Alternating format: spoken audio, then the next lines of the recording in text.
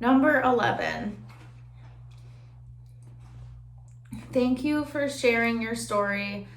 I'm a Fenwick graduate from 2012. Mr. Quinn was notorious for being creepy, and I visibly remember the arm thing. You are brave, amazing, and I am so sorry you not only experienced this, but have to recount your trauma over and over again.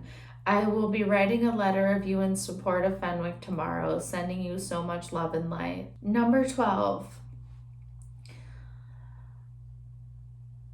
I just wanted to reach out and say how proud I am to have someone like you call out Fenwick and Mr. Quinn. My family has gone to Fenwick all the way back to my grandpa, but I knew the amount they care about their reputation would come to bite them in the ass someday.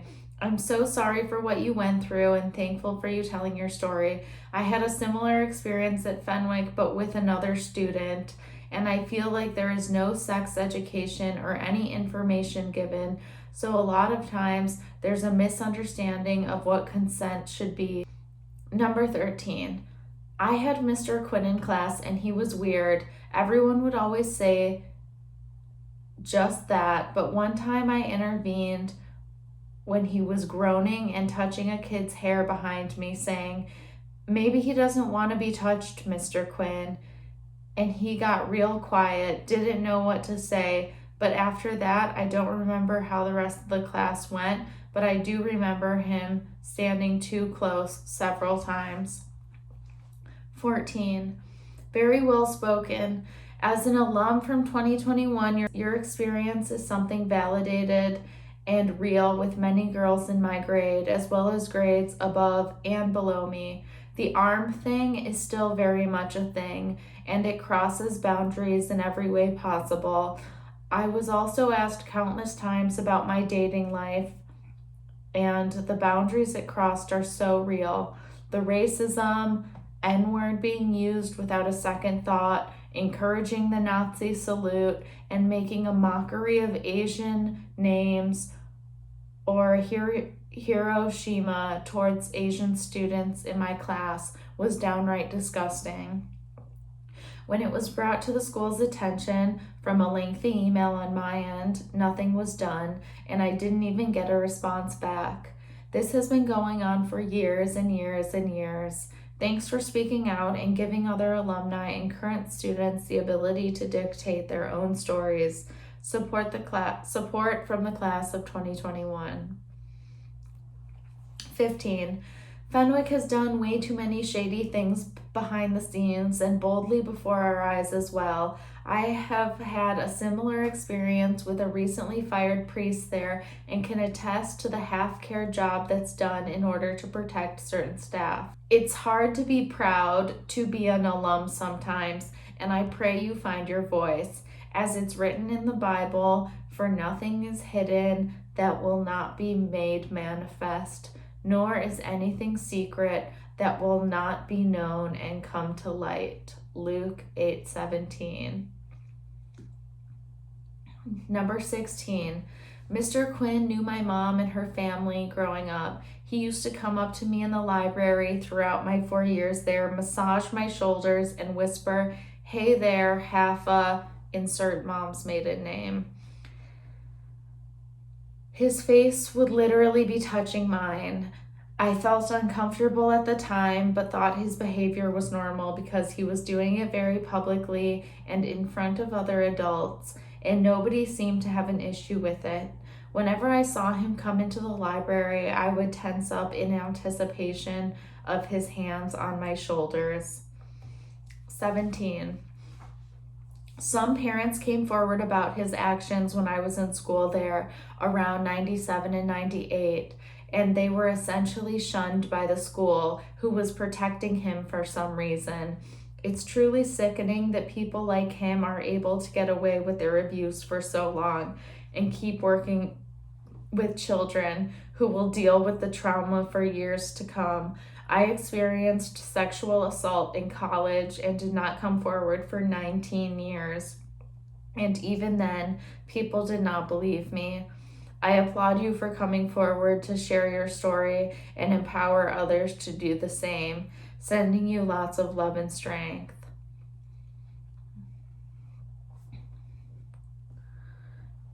18. I attended Fenwick from 2006 to 2010. There were many instances of inappropriate behavior from many male teachers at Fenwick. I did not report this because it was a student's word against a male teacher, and Fenwick was very much a boys' club at the time. I did not believe anyone would believe me, and as a 29-year-old adult, I believe they would have gaslit me into not believing what I experienced, saw, and heard. It was very toxic and misogynistic environment at the school at that time, and with the exception of a handful of teachers. Mr. Quinn never directed any inappropriate behavior towards me. I never had him as a teacher, but I did see inappropriate behavior directed to other students. I remember seeing him do his signature arm wrap and from behind hug or shoulder wrap on many students, usually female students, while walking down the hallway. The conversations I recall hearing were not school related and geared towards personal life, such as who was going out with who to the school dance. I do not recall the students visibly look uncomfortable, but I always thought it was odd and not appropriate behavior for a teacher-student relationship. I do recall instances where Mr. Quinn had his face very close to touching cheek to cheek with female students. I remember Mr. Quinn walking behind or next to some of the male students, grabbing their heads and giving them a shake, or other roughhousing type behaviors. At that time, I simply viewed it as an odd coach-student relationship, as he was the boys' basketball coach at the time. I heard these conversations as my locker was down the hall from his room in 2007 to 2008 and 2009 to 2010. 2010. As a freshman in 2006 and 2007, we had world history in the bell tower. My teacher was male and is unnamed for now. When he would walk down with the class after the last class, we were 10th period, he would usually lead us down rather than wait for everyone to leave. He would wait until we got to the 3rd floor in the stairwell with students lined up in the stairway. He would look up and very often would be looking up the girls' skirts.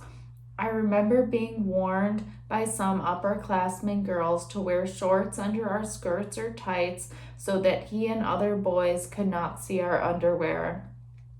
I remember a few of the boys in my class noticed that he was looking up our skirts, so they told the girls to line up in the stairs closest to the wall so he could not look up our skirts. They would take the side with the railing. I remember one instance where I caught him looking up under the skirt of a girl in front of me. I could tell by the angle that he was not looking at anyone's face. Not knowing what to do, I glared at him until he looked at me, to which point he became visibly uncomfortable and turned his attention away from the stairwell. I quietly told the girl in front of me what happened. I do not recall her name, and she was humiliated as she was wearing a thong that day. I never came forward publicly with this until now, but it was well known by the female students that he did this often. Wow. 19. I also have a clear memory of him doing the arm thing. One time while I was using the urinal as a freshman, he made me uneasy, and I'm sorry he was disgusting towards you. And finally, for our last one, number 20. So this is from Paul McLennan from the class of 64. Thank you, Helen, for your courage and truth-telling. You have revealed a problem not just with one teacher, but with the whole institution's failure to address this problem over the years. Some of my story is below and can share more, but I was also groomed.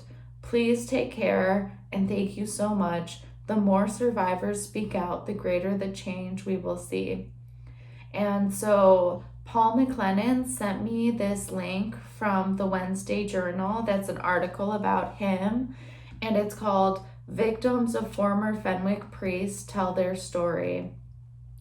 And so it's about some people from that time period, the 60s. They came forward about an abusive priest that worked at Fenwick, and I believe that priest has since passed away. But I noticed something very interesting while reading the article, and I'll post the link in the comments. Father Petticord commented on the article, and he said, so Father Petticord, president of Fenwick High School, said in an email that the school has not directly received any allegations of abuse by Farrell. Petticord wrote, "Sexual abuse is a crime and a sin. We hope any victim of sexual abuse will seek the healing they deserve.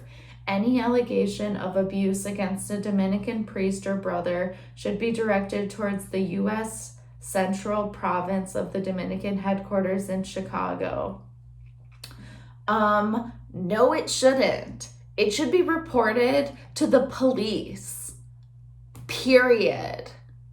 Why would you report a violent crime to the people, the institution that is known for covering up, and they will torment you in the process?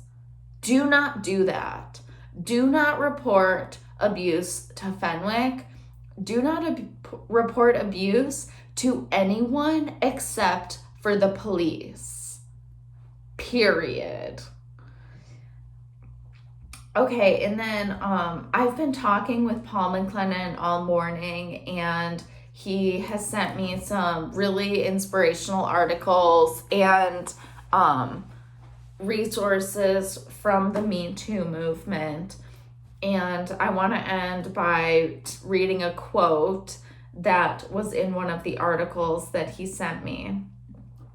"Let's teach students to name harassment and rape, and to call out actions that belittle, shame, or hurt others. Let's teach them to start a movement towards healing through stories, through action, like the 120 students at Madison High School who sat in the hallway and called out for a different future." And I'll post the link to that as well.